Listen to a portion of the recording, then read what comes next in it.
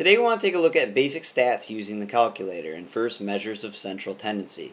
Our four measures of central tendency. The mean is the average, or the sum of the values over the number of values we have. The median is the middle number, the mode is the number that occurs the most, and the range is the biggest number, or the maximum, minus the smallest number, or the minimum. We also have data values when we create a box and whisker plot. You notice the box and whisker plot below has 5 notches. The first notch, farthest to the left, is the minimum value, or the smallest value.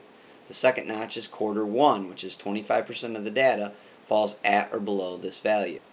The third notch is quarter 2, where 50% of the data falls at or below this value. Quarter 2 is also called the median.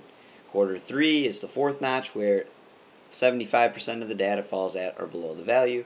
And finally, the last notch is the maximum, or the largest value. We also have the interquartile range. We remember the range is the biggest number minus the smallest number. The interquartile range is quarter 3 minus quarter 1. Let's take a look at an example. The data set listed below represents the number of hours spent on the internet in a week by students in a mathematics class. We want to calculate some of our stats values using the calculator.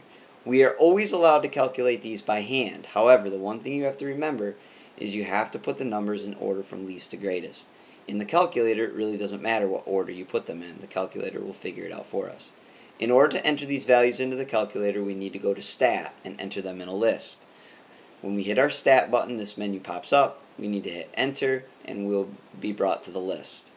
The next thing we need to do is enter in all of our values into the column labeled L1. When we do this, your list of values should look very similar to mine. Once our data values are entered into our calculator, we need to go back to the Stat menu, arrow over to CALC, and we want to enter number 1 variable stats. When we do that, it should appear on your home screen. Once it appears on your home screen, we need to enter, and a list of data values will appear. The first number that's listed is the mean, or the average of all the numbers that we entered.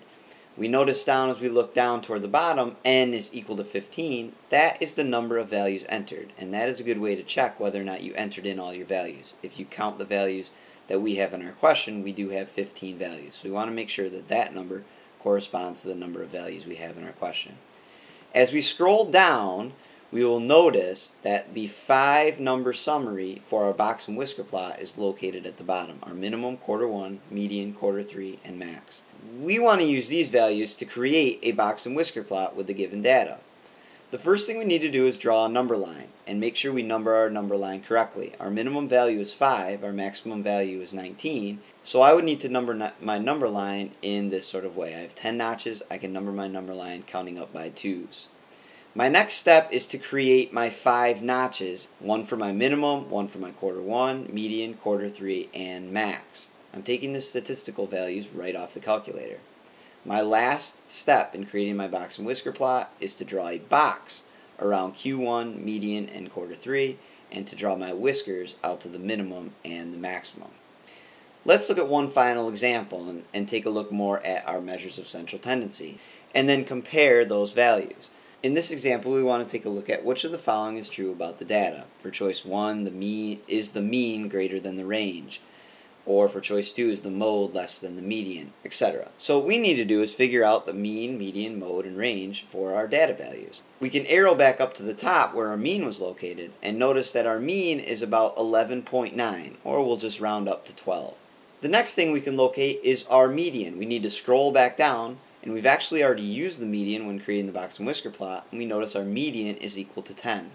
The mode and the range are two values that cannot be found on the calculator. The mode is simply the number that occurs the most. As I look through my data set at the top, I notice 9 is a number that occurs 3 times, and that is more than any other number, so my mode is 9. The range is simply the biggest number minus the smallest number, so I take 19, subtract 5, and I equal 14.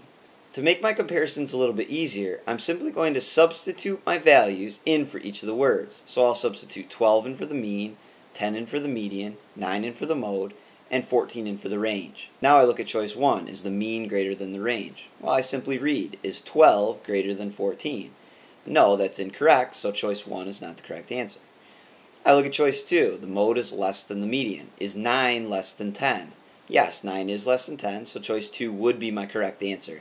Let's just make sure 3 and 4 are false. Is 10 equal to 12? Obviously not, so the median does not equal the mean. And is 14 less than 9? No, so the range is not less than the mode.